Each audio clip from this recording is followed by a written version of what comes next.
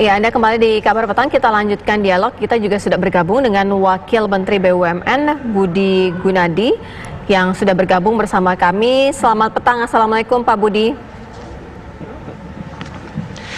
Selamat petang, Waalaikumsalam.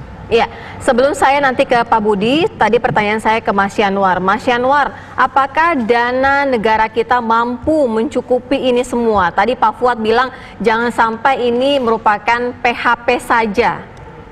Oke, pertama dari segi anggaran ya. Kalau dari segi anggaran udah pasti ini termasuk dalam skema pemerintah yang memperlebar defisit sampai ke 5, sekian. Artinya bahwa itu akan dibiayai oleh penerbitan surat utang negara. Ya, artinya bahwa pembiayaan datangnya dari sisi moneter terkait dengan kondisi stimulus moneter yang banyak dilakukan oleh negara maju yang juga masuk ke negara berkembang, itu coba diserap lewat surat utang negara, tentu ada biaya bunga dan sebagainya, tapi tentu harga yang dibayar oleh pemerintah harapannya ekonomi tumbuh sehingga nanti akan ada multiplier kepada recovery di sisi pajak gitu. Karena pemerintah juga kesulitan. Jadi di sini kan sisi pemerintah terhadap penurunan pertumbuhan ekonomi itu juga mengalami kontraksi yang besar, terutama terkait dengan penerimaan. Karena penerimaannya juga turun, pemerintah nambah hutang, di kemudian hari hutang ini harus dipakai yang bisa menggenjot pertumbuhan kembali tumbuh. Itu dari sisi skema pembiayaannya. Nah sekarang apakah 600.000 ini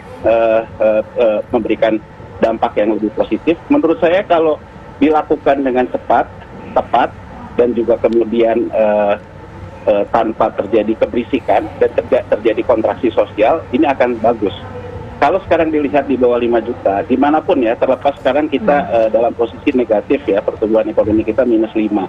Tapi kan itu dalam masa-masa PSBB dan masa-masa di banyak negara juga lockdown. Jadi artinya itu sampai ke Juni. Gitu. Baik, ya. Nah, kita belum lihat. Nah, jadi artinya kalau kita lihat dari data itu, konsumsi rumah tangga kita turun betul, tapi dibandingkan banyak negara, confidence level ataupun tingkat kepercayaan konsumsi kita tuh masih lebih baik di negara lain. Okay. Nah, yang jadi masalah adalah kelompok yang di bawahnya yang mungkin dikatakan Pak Sofyan tadi, karena terjadi pemotongan gaji dan sebagainya. Kalau dia dipotong, maka dia tidak belanja. Nah, kalau kelompok di bawah gaji 5 juta, belanjanya itu adalah ke kelompok di bawahnya lagi. Nah, itu yang kelihatannya pemerintah coba cegah agar tidak terjadi yang namanya gejolak sosial.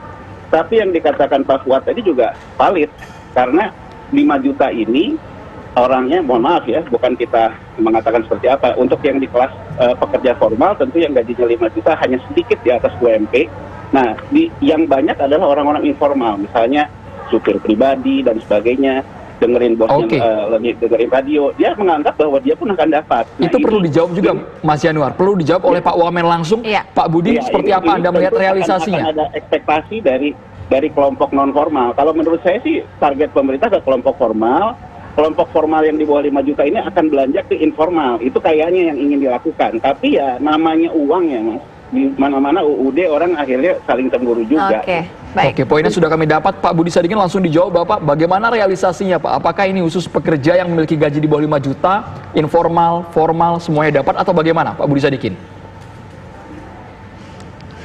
Ya, pemerintah memang merencanakan akan memberikan bantuan untuk pekerja-pekerja yang terdaftar di BPJS Tenaga Kerja dengan gaji maksimal 5 juta rupiah sebesar 600.000 per bulan selama 4 bulan dan akan diberikan dalam 2 tahap. Tetapi Bapak Ibu, lepas dari diskusi yang banyak kita bicarakan barusan mengenai program ekonomi ini, subsidi ini, bantuan ini, saya perlu jelaskan nih ke seluruh teman-teman ya, bahwa krisis ekonomi atau masalah ekonomi yang sekarang terjadi beda dengan 98, 2008, 2013. Itu disebabkan oleh sektor keuangan. Itu sebabnya semua solusinya adalah solusi keuangan. Bapak Ibu pemirsa, krisis sekarang itu disebabkan oleh kesehatan. Jadi selama masalah kesehatannya tidak beres, tidak mungkin masalah ekonomi akan selesai. Berapapun kita salurkan ke sini. Jadi berapa banyak program subsidi, bansos, apa, sini, situ, nggak akan selesai. Selama masalah kesehatannya tidak selesai. Itu sebabnya kenapa Bapak Presiden mengarahkan prioritasnya ke kesehatan. Itu sebabnya kenapa Pak Erlangga dan Pak Erik menyusun programnya Indonesia Sehat nomor 1, Indonesia Kerja nomor 2, dan Indonesia Tumbuh nomor 3. Jadi memang kalau kita ingin menyelesaikan masalah ekonomi, masalah kesehatan harus selesai. Sehingga orang mau keluar. Karena sekarang masalahnya Bapak Ibu adalah karena golongan menengah yang konsumsinya tuh 56% lebih itu tidak mau keluar karena mereka takut, mereka merasa takut, tidak mau keluar, kontak fisik tidak terjadi, padahal kontak fisik itu adalah pilar utama perputaran roda ekonomi kita. Jadi apapun yang kita gelontorkan, kalau rasa takut tidak bisa diubah menjadi rasa aman, sehingga seluruh rakyat terutama golongan menengah atas yang besar spending capability-nya itu mau mulai keluar, melakukan kontak fisik lagi, sehingga roda ekonomi berputar, akan sangat sulit untuk kita bisa recover. Ya, jadi kita perlu kembali lagi fokus ke kesehatan, merubah perilaku kita, selalu mencuci tangan, memakai masker, dan menjaga jarak, agar kontak fisik terjadi dan roda ekonomi mulai berputar kembali normal. Pak Budi, menarik ketika Bapak mengatakan ini adalah faktor kesehatan yang menyebabkan krisis ekonomi di tahun 2020 ini. Lantas mau sampai kapan stimulus ini digelontorkan, Pak? Karena masa kesehatan unpredictable. Sesaat lagi Pak Budi dijawab usai kumandang azan maghrib untuk wilayah DKI Jakarta dan sekitarnya berikut ini.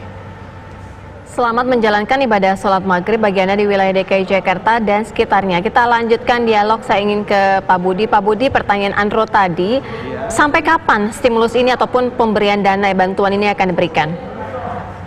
Berempat ya. Pak Budi. Pak Budi, mendengar suara kami secara jelas Pak, stimulus ini akan sampai kapan Pak digelontorkan untuk masyarakat yang memiliki gaji di bawah 5 juta rupiah? Memang kembali saya sampaikan bahwa program yang sekarang dilakukan adalah khusus untuk segmen tenaga kerja yang terdaftar di BPJS/TK. Untuk yang golongan miskin sudah disalurkan melalui program bansos, program kartu sembako, bantuan tunai untuk Jabodetabek, bantuan langsung tunai lewat desa. Sudah banyak yang disalurkan ke 29 juta keluarga atau sekitar 120 juta golongan yang paling miskin, ya. Untuk yang di PHK, tenaga kerja di PHK juga sudah disalurkan oleh pemerintah bantuannya melalui program Kartu Prakerja. Itu bisa dapat sekitar 3,5 juta tuh untuk 4 bulan, ya. Kalau programnya PKH yang dibawa orang miskin itu antara 800 sampai 1,2 juta per bulan. Nah, sekarang yang dilihat oleh pemerintah yang belum tercover adalah tenaga kerja yang tidak di PHK oleh perusahaannya, tapi karena perusahaannya kondisinya buruk, mereka either dirumahkan atau gajinya dipotong. Nah, Bapak Presiden merasakan itu bahwa ada segmen ini yang kosong. Itu sebabnya kemudian pemerintah membuat program di mana kita membantu mereka sebanyak 600.000 untuk 4 bulan ke depan. Untuk 4 bulan ke depan. Terbuka kalau misalnya nanti ternyata masih dibutuhkan, masalah kesehatannya ini belum selesai untuk diperpanjang.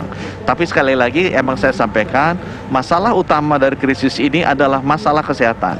Pak Presiden jelas memberikan arahan bahwa prioritasnya adalah kesehatan. Kita harus merubah perilaku agar selalu mencuci tangan, memakai masker, dan menjaga jarak. Ya, Pak Budi, pemetaannya akan seperti apa? Pembagiannya seperti apa? Dan apakah ini tidak menimbulkan kecemburuan dari sektor lainnya yang tidak mendapatkan bantuan ini? Tapi dijawabnya nanti Pak Budi usai jeda. Kabar Petang segera kembali.